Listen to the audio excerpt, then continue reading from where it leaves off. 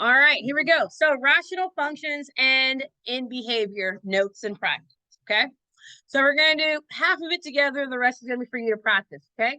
The paper, your assignment that you got, that is going to be your homework. That is due Thursday, okay? Got it? When is it due? Thursday. We're all going to start off great and turn in our first assignment of 2023 in pre-cal on time. Oh, early. Look at that. Look at that. All right. Okay, here we go. So we have the function f of x equals 3 divided by 2x plus 4. And we want to know what is the end behavior f of x, okay? So remember I told you need a calculator briefly? This is what you need your calculator briefly for. So we're going to graph this. Before we graph, what should we do to our calculator? Second plus 712, because is this your personal calculator? No, you don't know what's happened on it. So I'm going to turn on my calculator. I'm going to go second plus 712. Okay.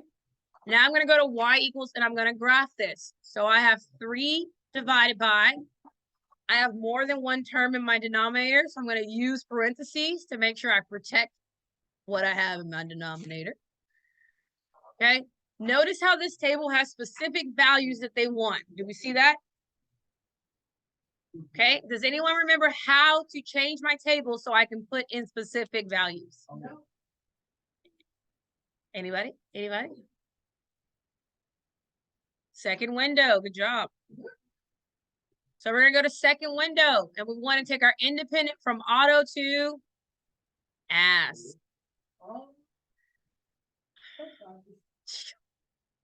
From auto to ask. Okay. Now I'm going to go look at the table, and I can go to the table and type in what I need. So what do we need? We want to put in -10. Did you go second window and switch from auto to ask? Yeah. You hit second graph. Huh? You just start typing. Mine. And I have -100. And I'm going to have -1000. And I have -10,000. So do I now have the values to fill in this table? Yes. Okay. We're going to round to the nearest 3 decimal places for the first one, hopefully. What? Yeah. I mean, your calculator is a little more upgraded than mine. You're getting what? Yeah, just put a 0 in front. That doesn't mean anything.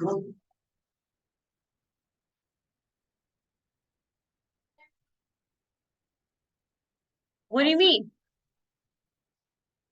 0.88? Yeah. If doesn't 0.1875 round to 0.188? Yeah. All right. So I'm going to write these values in. So my values are, so we have, I'm going to round. So I have -0.188. We had -0.025. 15? What was it? 15. Then you had -0.002. And then you had -0.001. That's what that -4 means. You have to move your decimal place 4 times to the left.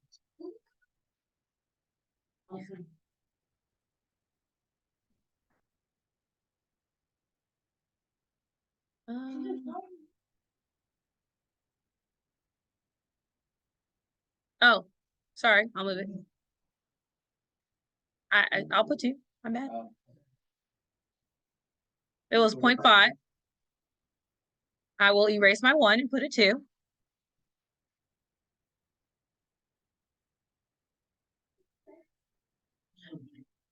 Because you won't see the pattern. Do you know what the E means? Well, then write it how you want to write it. Just make sure you knew. All right, so quickly do the other side of the table and tell me what my values are.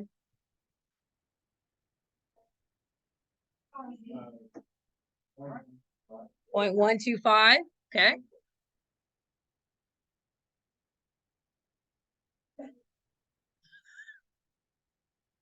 Because they changed to 10, 100, 1,000, 10,000.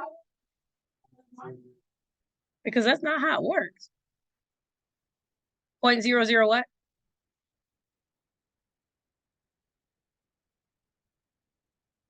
What'd you say?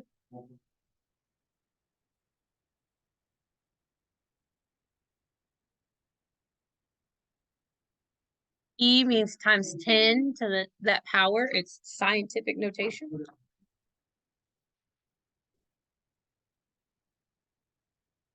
Times 10 to the -4. Which means you go to the left. To the left. All right, here we go. That is our calculator review. How do you feel about graphing and making the calculator fit the table you need? Doable? Okay. All right, now we're going to talk about analyzing the table. So if we look here, notice that when we read the table, our x values are getting smaller and smaller and smaller. Yes? So that means that as our x's are heading towards negative infinity because they're getting smaller. Agree? What are our f of x doing? They're getting smaller. 0, 0, 0, getting smaller. What are they heading towards? Are they heading towards negative infinity? They're getting bigger. They're not getting smaller, are they? Yeah, threw us off. They're not getting bigger. They're getting bigger, not smaller. You're owing less and less and less and less and less and less. You're owing less and less.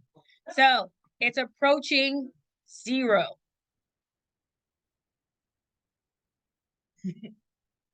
All right, again, reading this table, our x values are doing what? Increasing, so they're heading towards positive infinity. Agreed? What are our y values doing? They're decreasing and they're approaching 0. Okay, so notice that our x, as x goes to the left and x goes to the right, our f of x is approaching the same value. Okay, when this is happening, as they're approaching the same value, the conclusion is we're going to have a horizontal asymptote. And our horizontal asymptote is at y equals 0.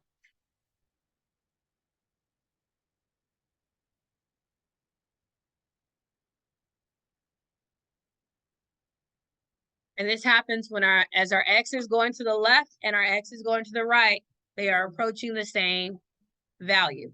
Got it? So let's look at the graph of it. So everyone hit graph on your calculator. I'm going to hit graph. And when it pops up, notice how as our function goes to the left, what is it doing here? It's trying to get close to 0. As our function goes to the right, what is it doing? It's trying to get closer to 0. Does it ever touch or cross 0? No, because there's that horizontal asymptote. Got it? All right. Terrible or okay? Okay, let's do it again. All right, so I already did the table for you here. You don't have to worry about filling it in. We're just going to analyze it. Got it? So I'm going to read this. As x is approaching what? What are our x values doing here? Negative infinity. So as x goes to negative infinity, what are our y values doing? Okay, they're decreasing. What are they decreasing to? 3. F of x is approaching 3. Okay, let's read this table, the other half of the table. So on this one, what are x values doing? Increasing, so they're heading towards positive infinity. And then what is our f of x doing? It's increasing. What is it increasing to? 3. Okay.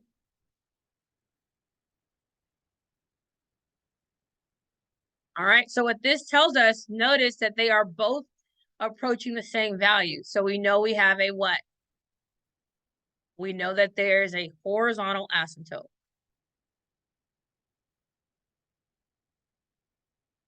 Okay.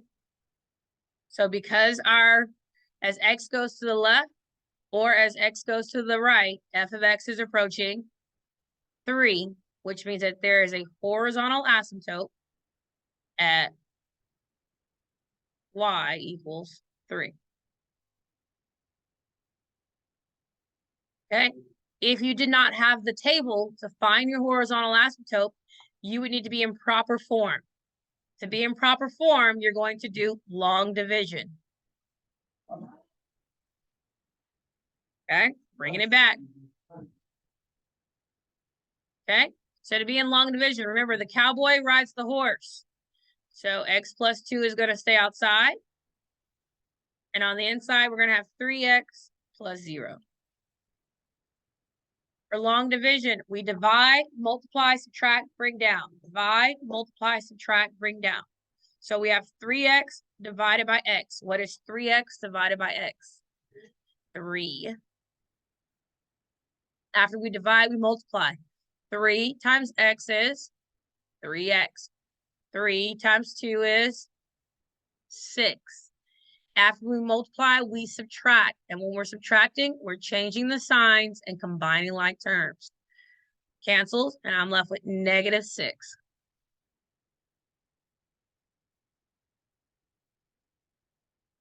Okay, so that means my proper form is f of x equals 3 plus -6 divided by x plus 2. Because your remainder is always over your divisor. Was that terrible? Okay, again, notice that our horizontal asymptote is our constant. Okay, let's look at number 3. So tell me what's happening here.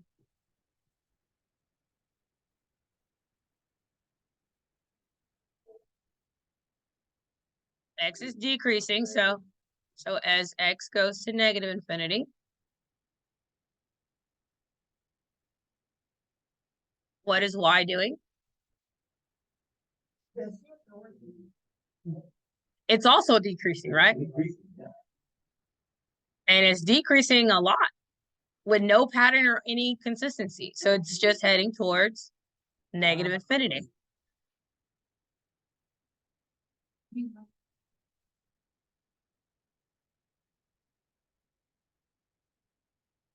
Okay, here we go. What's happening here? And then what's happening with our y's? It's also infinity. Okay, so notice, are f of x approaching the same thing? No. So do we have a horizontal asymptote? No, we do not. Okay.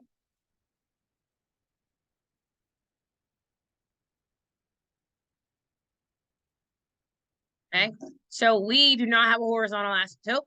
And if we were to graph this in the same window, we would see that we have what's called a slant asymptote. So if we were to actually graph this, we would have what's called a slant/oblique asymptote.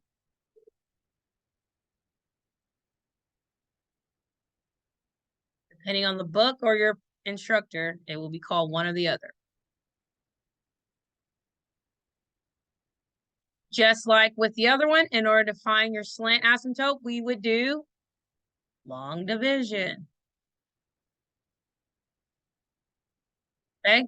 When you're setting up your long division, make sure you put in your filler because you're missing your x.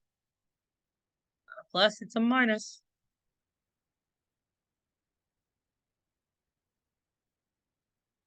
Okay? So again, divide, multiply, subtract, bring down. Divide, multiply, subtract, bring down. What is x squared divided by x? 1x. X times x is? X times 2 is? 2x.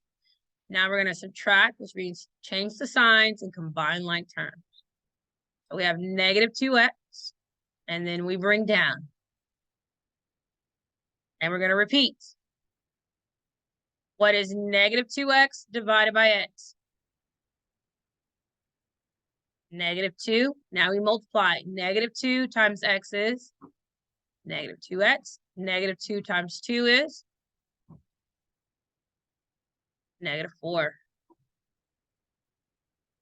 We change signs and combine like terms, and then we have a remainder of 2. So my proper form is going to be the x minus 2 plus 2 over x plus 2.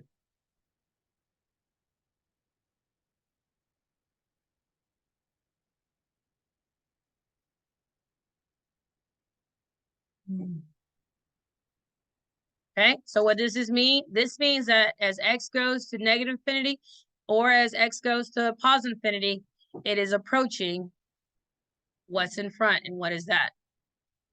X minus 2. It's not approaching a specific value. It's approaching a function. Exactly. The conclusion is we have a slant asymptote at y equals x minus 2.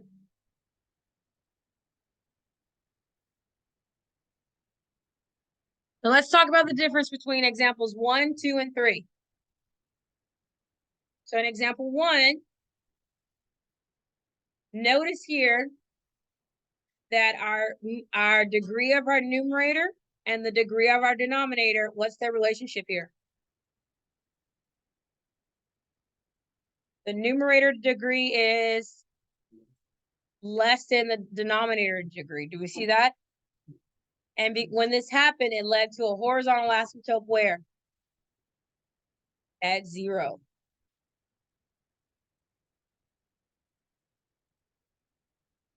So if the degree of the numerator is less than the degree of the denominator, we're going to have a horizontal asymptote at 0.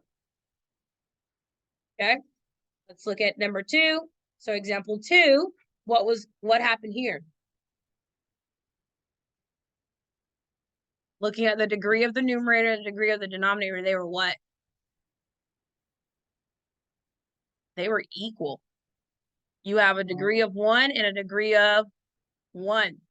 The degree of the numerator equal the degree of the denominator. And that led us to having a horizontal asymptote at a constant. So at y equals a number other than 0.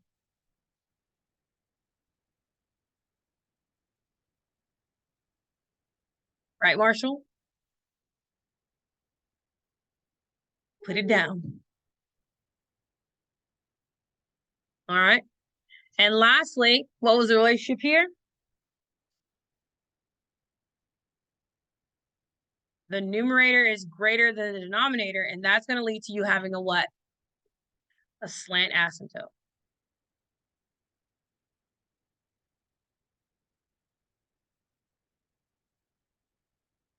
So if the degree of the numerator is greater, we're going to have a slant asymptote. The key thing is it's only greater by 1 degree. So we got to pay attention to that, only by 1 degree.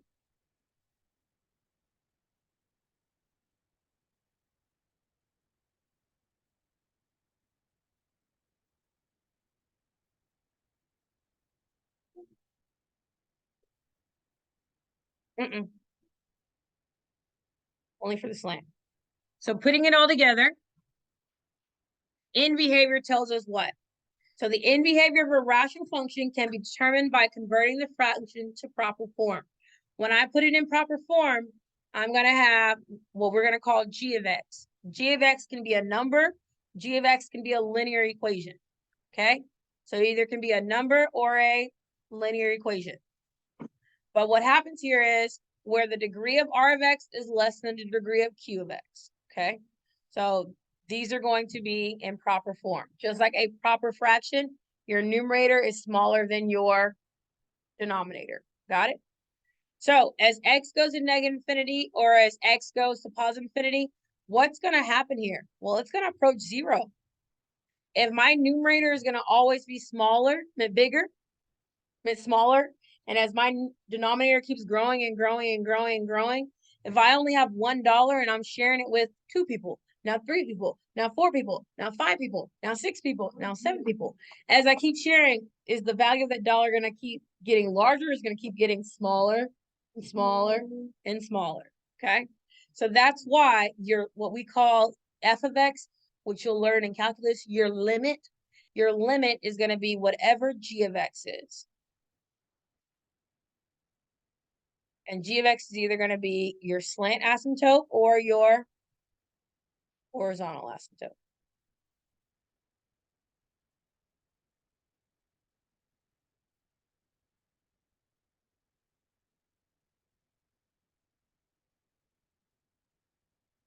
Okay, so what I would like for you to do is to determine the end behavior.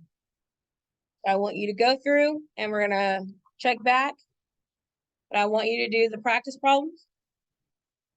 As you finish the practice problems, we'll go over them, but just heads up, your 4.4 assignment you've already gotten, and it's due when? Thursday. Okay, so right now at your tables, you're working on practice problem 4.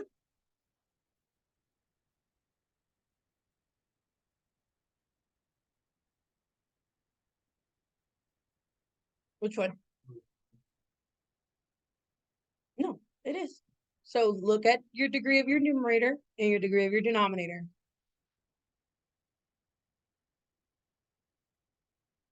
Because the numbers haven't gotten larger. It looks like it's touching, but yeah. It happens to the best of us.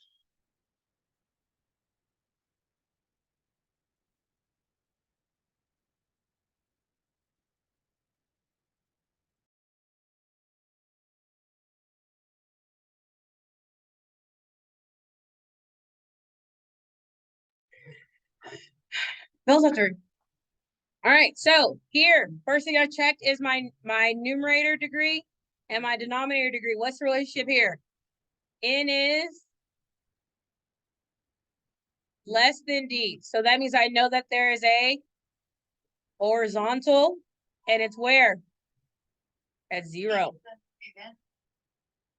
So that means as x goes towards negative infinity, f of x goes towards 0.